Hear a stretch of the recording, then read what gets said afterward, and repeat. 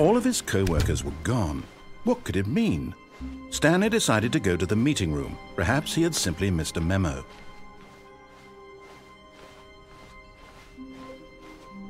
When Stanley came to a set of 2 open doors, this was not the correct way to the meeting room, and Stanley knew it perfectly well.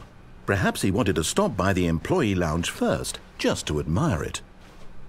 Ah, yes, truly a room worth admiring. But eager to get back to business, Stanley took the first open door on his left. Stanley was so bad at following directions, it's incredible he wasn't fired years ago. Look, Stanley, I think perhaps we've gotten off on the wrong foot here. I'm not your enemy, really, I'm not. I realize that investing your trust in someone else can be difficult, but the fact is that the story has been about nothing but you all this time. There's someone you've been neglecting, Stanley. Someone you've forgotten about. Please, stop trying to make every decision by yourself. Now, I'm not asking for me, I'm asking for her. This is it, Stanley. Your chance to redeem yourself, to put your work aside, to let her back into your life. She's been waiting. That's her, Stanley. You need to be the one to do this, to reach out to her. If you can truly place your... Oh, no, you can't... Did you just unplug the phone? No, that wasn't supposed to be a choice. How did you do that? You actually chose incorrectly? I didn't even know that was possible. Let me double check.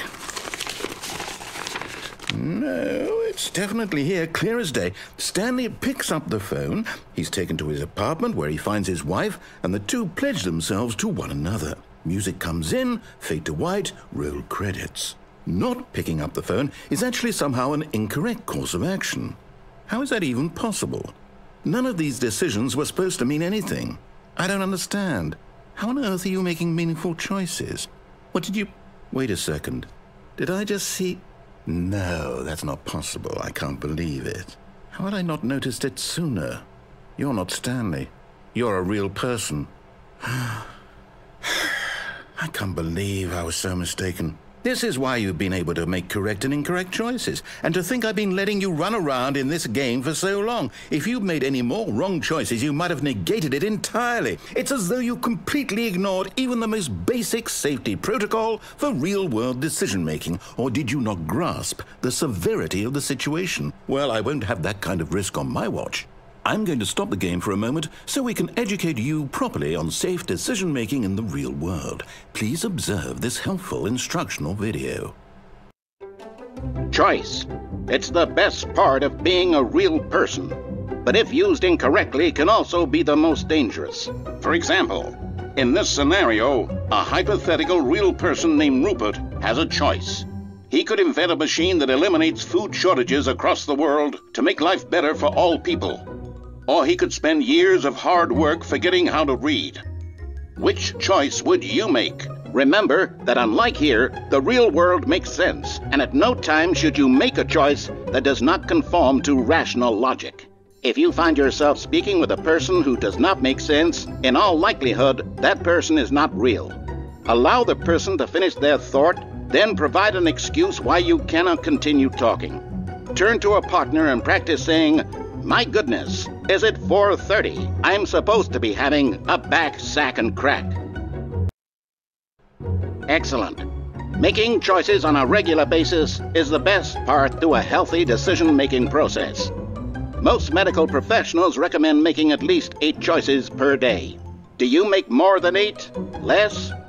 And finally, if you begin to wonder if your choices are actually meaningful and whether you'll ever make a significant contribution to the world, just remember that in the vast infiniteness of space, your thoughts and problems are materially insignificant, and the feeling should subside.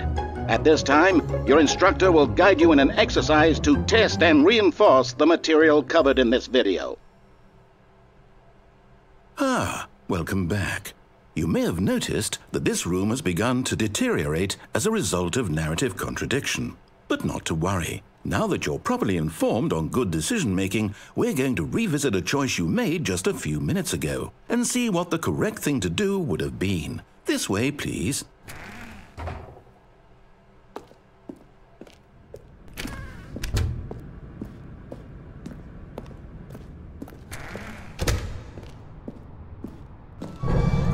that we know your choices are meaningful, we can't have you jumping off the platform and dying. Imagine the main character dying senselessly halfway through the story. That story would make no sense at all. We just need to get you home as soon as possible before the narrative contradiction gets any worse. Unfortunately, it seems this place is not well equipped to deal with reality.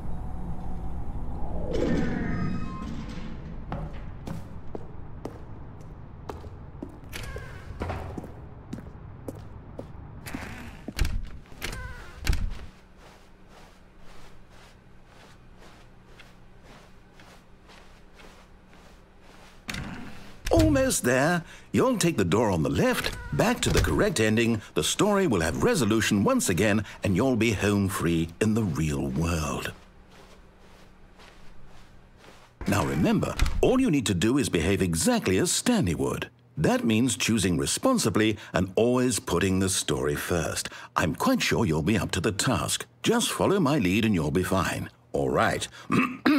When Stanley came to a set of 2 open doors, he entered the door on his left.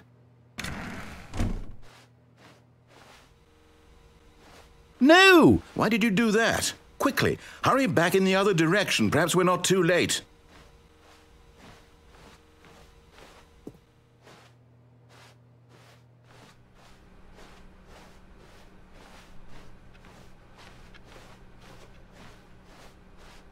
Oh, it's ruined. I can't believe, after everything we talked about, that my story, you've destroyed my work. Why? For what? What did you get out of that? What did you think was so special about seeing the game undone, left here like so much garbage? It's worthless now. And what am I supposed to do? Even if there were a way to continue, would it be worth it? To know that my story is now incorrect? How can I go back to that? I can't erase that knowledge. I'll have to live with it forever, reliving its impossibility forever. I couldn't live that way. Is it better to shut the game down entirely? To willingly destroy all of my work? I don't know. What's the answer? What do I do? What do I do? What do I... No, I have to. I have to shut the game down. I have to. I have to.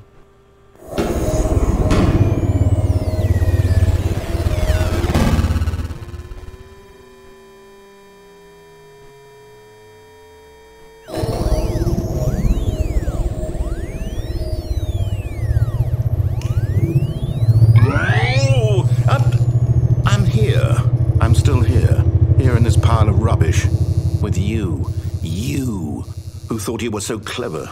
Now look where we are. My entire game is destroyed. It was the only thing in the world that was mine, and you've run it into the ground. What, did you think that would be funny? You just had to see? Didn't I impress upon you how important it was to be like Stanley? He actually knows how to do what I tell him to. He understands that if I say to do something, there's a damn good reason for it. That thought hadn't even occurred to you, had it? That there's a world outside of you? You're a child. Oh, my story. If you'd just gone through the door on the left, you would have seen it. There was a whole underground facility. You would have destroyed it and been victorious. It would have been so perfect. I worked so hard on it. I tried so hard to make...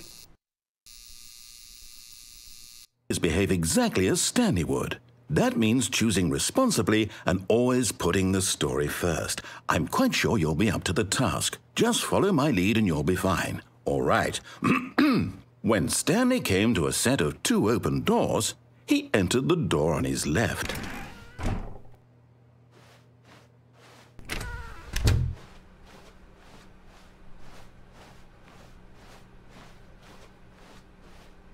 Yet there was not a single person here either. Feeling a wave of disbelief, Stanley decided to go up to his boss's office, hoping he might find an answer there. Coming to a staircase, Stanley walked upstairs to his boss's office.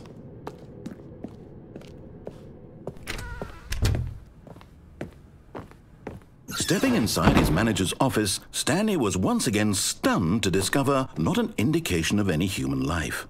Shocked, unraveled, Stanley wondered in disbelief who orchestrated this, until he saw the door with a voice receiver next to it. Surely behind this door lay all the answers to his questions. And beyond all probability, he knew the passcode. He had seen it on his boss's computer just last week. Night Shark 115. Was this the code to open the door? Would it still work? There was only one way to find out. Stanley had been trained never to speak up, but now he would draw from within himself the courage to face the unknown. He drew a sharp breath and then spoke the code.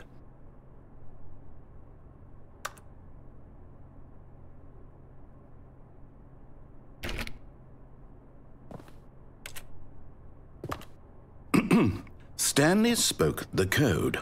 Night Shark 115. He spoke it into the receiver, right there on the wall.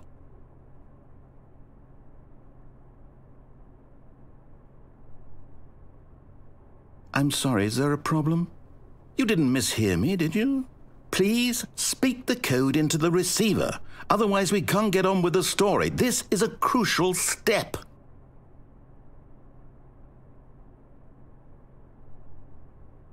Okay, fine, you're not going to do it, but you know what? It's pretty humiliating to bring you this far, only for you to suddenly decide you have better things to do. I asked you for this one single thing, for your respect. The kind of respect Stanley shows for his choices. He knows what it means to take a story seriously. If you didn't want to see what I had to show you, then why did you come here? You had a choice, you know. You could have gone through the door on the right. You could have done whatever the hell you wanted over there. Why did you come this way? Speak. Say something to me. Explain yourself, you coward. You... When Stanley came to a set of 2 open doors, he entered the door on his left. Stanley? Hello? Are you... Is everything okay? Stanley, please. I need you to make a choice. I need you to walk through the door. Are you listening to me? Can you hear me? Is everything all right? Stanley, this is important. The story needs you. It needs you to make a decision. It cannot exist without you. Do you understand me? Whatever choice you make is just fine. They're both correct. You cannot be wrong here. We can work together. I'll accept whatever you do. I simply need you to take that step forward, please. Choose. Do something. Anything. This is more important than you can ever know. I need this. The story needs it. So, you hear me? Are you there? Are you listening to this? Stanley, are you there? Okay.